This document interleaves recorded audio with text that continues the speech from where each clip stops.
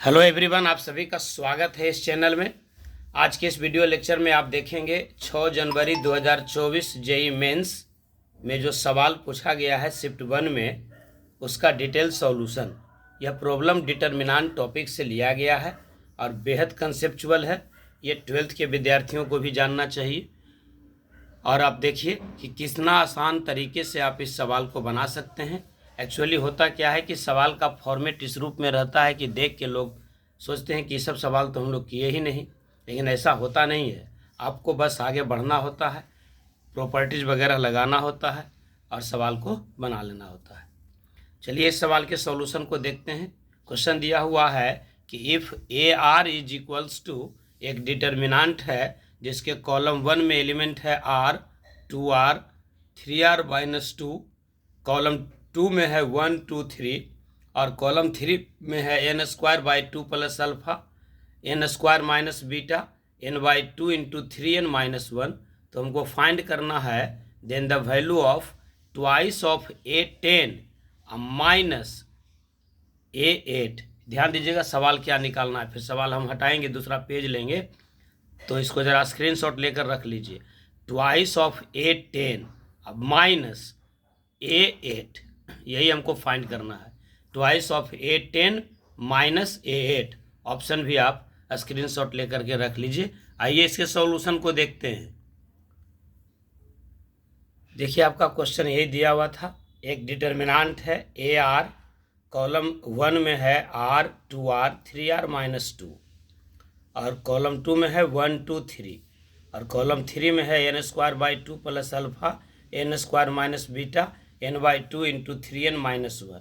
अब आपको यहाँ क्या करना होगा, आप ये सोचिए कि इस r वाले वेरिएबल को हटा दें, क्योंकि डिटर्मिनेंट दिया हुआ है AR में। तो हम चाहेंगे कि डिटर्मिनेंट का जो वैल्यू हमको प्राप्त हुआ है, यह वैल्यू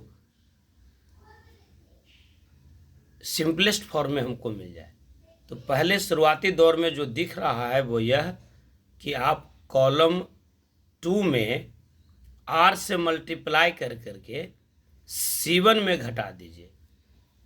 क्या किए हम, C1 में ऑपरेशन कीजिए, C2 को घटाइए, लेकिन तब जब R से मल्टीप्लाई कर लें। C1 में घटा देना है C2 को R से गुना करने के बाद। तो अब आपका ये डिटर्मिनेंट हो जाएगा। देखिए R था, ये C1 में ये C2 में R से गुना किया तो 1 इंटू R यानी R हो जाएगा। तो R माइनस R 0 हो गया। फिर यहाँ देखिए 2R है, इसको भी R से गुना किया तो 2R माइनस 2R यानी ये 0। फिर 3r-2 में से मल्टीप्लाई ये घटाया 3 को R से गुना करने पर तो ये 3r हो गया। तो 3r-3r यानी 0, आई -2 बच ही गया। अब आपको समझ में आ गया होगा कि हमने C1 माइनस R C2 क्यों किया। रूल ही है to get maximum 0 in a particular row और कॉलम, हम लोग प्लस और माइनस से रिलेटेड ऑपरेशन करते हैं।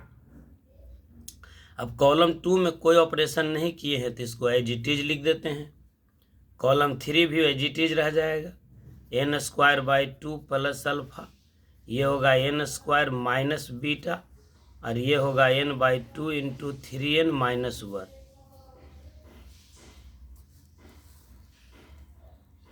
अब आप इस डिटर्मिनेंट को एक्सपेंड कर दीजिए। कहाँ से, C1 से। तो एक्सपेंडिंग एलोंग C1 से एक्सपेंड कर देते हैं। तो ये एलिमेंट हो गया आपका -2। फिर लेंगे इसका साइन, तो साइन इसका क्या होगा, पॉजिटिव, तो ये पॉजिटिव रहने दिए। अब लेंगे इसका माइनर, तो माइनर मतलब इसके रो और इसके कॉलम को छोड़ देंगे तो बच जाएगा कितना, 1 n² प्लस अल्फा, यहाँ बचेगा 2, ये होगा n² माइनस बीटा। अब और इसको फर्दर एक्सपेंड कर देते हैं, ये हो जाएगा आपका -2 इंटू प्रिंसिपल डायगोनल का प्रोडक्ट माइनस सेकेंडरी डायगोनल का प्रोडक्ट, तो ये हो जाएगा 1 into N square minus beta minus twice of N square by 2 अब प्लस अल्फा। अब ये हो जाएगा -2 एन स्क्वायर माइनस बीटा, अब -2 से 2 कट जाएगा, माइनस एन स्क्वायर, अब -2 अल्फा। अब यहाँ पर एन स्क्वायर से एन स्क्वायर कट जाएगा तो मिलेगा माइनस गुने माइनस प्लस 2 बीटा, अब माइनस माइनस प्लस 2 2 जा 4 अल्फा, यानी ये हो जाएगा 4 अल्फा प्लस 2 बीटा। इसको और बढ़िया से लिख लीजिए, ये किसका वैल्यू मिल गया, ए आर का वैल्यू मिल गया। A R is equals to हो गया 4 अल्फा प्लस 2 बीटा।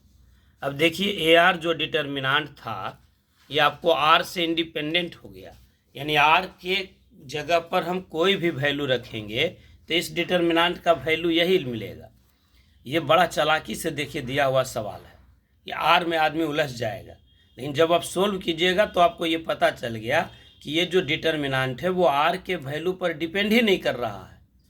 लेकिन उलझाने के लिए सवाल पूछ दिया आपको कि twice of A10 minus A8 निकाल दीजिए।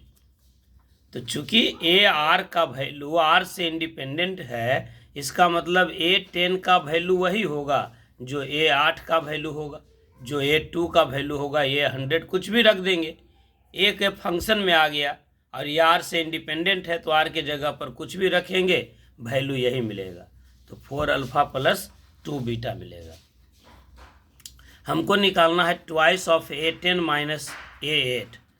तो अभी हम कह दिए कि A10 और A8 दोनों बराबर है, यानी आप लिख सकते हैं twice of A10 minus A8 के जगह पर A10, तो twice of A10 minus A10 यानी A10। A10 लिखिए या AR रखिए, बात बराबर होगा, यानी 4 अल्फा प्लस 2 बीटा। आंसर क्या हो जाएगा आपका 4 अल्फा प्लस 2 बीटा। एक बार ऑप्शन को देख लीजिए, इसका आंसर क्या हो गया 4 अल्फा प्लस 2 बीटा यानी ऑप्शन 1। तो ये काफ़ी आसान सवाल माना जा सकता है।